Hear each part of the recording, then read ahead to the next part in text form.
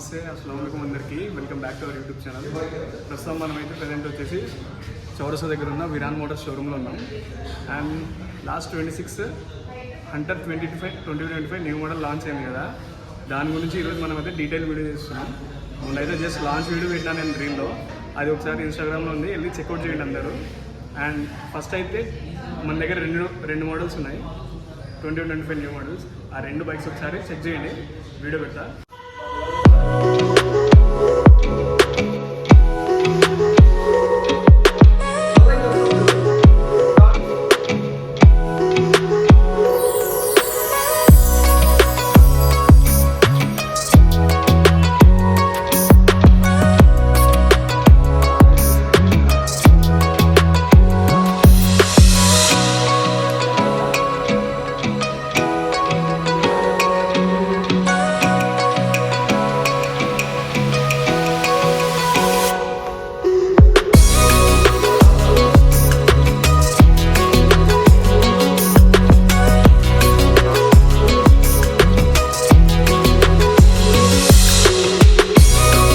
ఈ రెండు బైక్స్ అయితే మన దగ్గర ఇప్పుడు అవైలబుల్ ఉన్నాయి.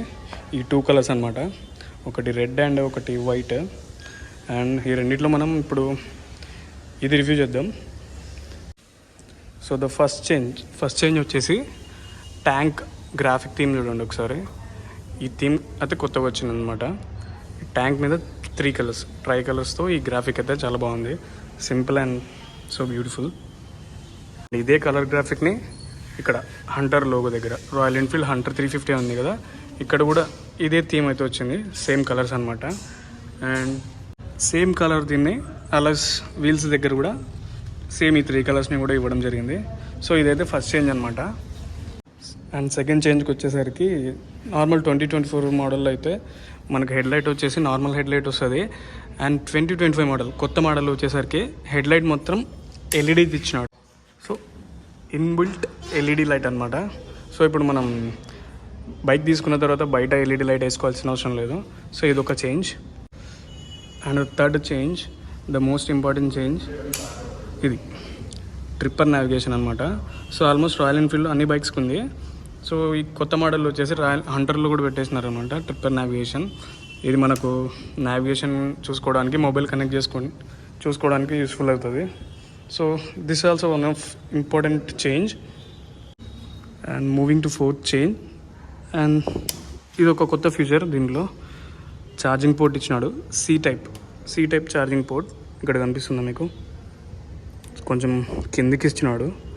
ఓకే, సో ఇది మనం లాంగ్ ట్రావెల్ చేసే వాళ్ళకైతే మంచిగా యూజ్ అవుతుంది, కానీ సి టైప్ మాత్రమే ఇచ్చినాడు. And the next one is slipper clutch అనమాట. రాయల్ ఎన్ఫీల్డ్లో 350cc బైక్లో స్లిప్పర్ క్లచ్ ఇవ్వడం ఇదే ఫస్ట్ టైం. అండ్ క్లచ్ చూసుకున్నట్టయితే ఓల్డ్ మోడల్కి దీనికి చాలా డిఫరెన్స్ ఉంది, చాలా స్మూత్ అండ్ చాలా లూజ్గా ఉంది క్లచ్. దీనివల్ల గేర్ షిఫ్టింగ్లో అండ్ క్లచ్లో కూడా చాలా స్మూత్నెస్ ఉంది, గేర్ షిఫ్టింగ్ కూడా చాలా స్మూత్ ఉంటుంది.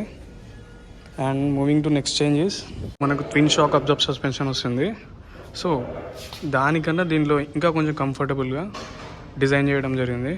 సస్పెన్షన్ అయితే ఇంకా చాలా స్మూత్గా ఉంది.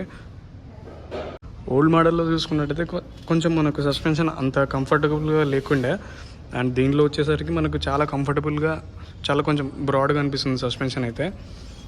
And the next one is ground clearance అనమాట. గ్రౌండ్ క్లియరెన్స్ దీనికి ఇంతకుముందు 150 mm ఉండే, ఇప్పుడు ఒక 10 mm ఇంక్రీజ్ చేసి గ్రౌండ్ క్లియరెన్స్ అయితే 160 mm ఉంది. సో మనకి ఎక్కడైనా ఒక డబుల్ కూర్చున్నప్పుడు కూడా పెద్ద స్పీడ్ బ్రేకర్స్ ఉన్నా సరే ఇప్పుడు కొంచెం తగలదనమాట. So compare to 150 mm 160 mm చాలా బెటర్ అనమాట, ఎక్కడ కింద తగలకుండా ఉంటుంది బండికి. వచ్చేసి సీట్ కోషనింగ్ అనమాట. సీట్ అయితే కొంచెం కంఫర్టబుల్గా, కొంచెం బ్రాడ్గా అయితే ఇచ్చినాడు దీంట్లో కంపేర్ టు ఓల్డ్ మోడల్. కూర్చోవడానికి చాలా కంఫర్టబుల్గా ఉంటుంది రైడర్కి అండ్ ఆల్సో పిలియన్కి. సో ఇవి చేంజెస్, మెయిన్ చేంజెస్ అయితే ఉన్నది బైక్లో. ఇంకా నేను ఏమైనా మిస్ అయ్యింటే కామెంట్ చేయండి.